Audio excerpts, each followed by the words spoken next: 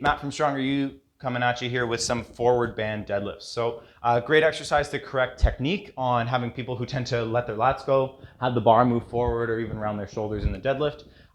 They're a small enough variation that you can actually just put them in as your main work without having to change loads or volumes too much. So if you're programmed for 300 for 5 on a deadlift, you could probably do 300 for 5 with the band as well while you're learning to correct your technique. So without further ado, we'll get into it here. I've got a relatively light band, maybe 3/4 of an inch, 1.5 centimeters or so.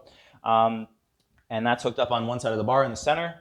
Second half of the band is hooked onto a relatively heavy dumbbell, a plate. You could hook it onto your rack, doesn't really much matter. But I've got it anchored close to the ground in front of the bar, centered. So from there, I'm just going to end up wheeling the bar back a little to create a bit of tension so that if I were to let go of the bar, it would drift forward. And then I'll go through my deadlift like normal. So I'll show you a sumo conventional. We'll go hybrid as well. You can use it for stiff legs and stuff as well. But your conventional deadlift, you'd set up your stance, bring the bar to you, and you'll see if I let go, that bar goes flying. So I have to naturally engage my lats more in order to create tension. So I'm here,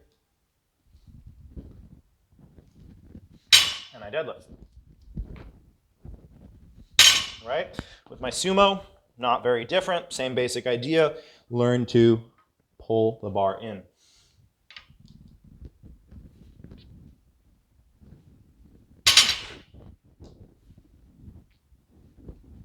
Right? Hybrid will be somewhere in between. You could use it as a snatch grip RDL as well.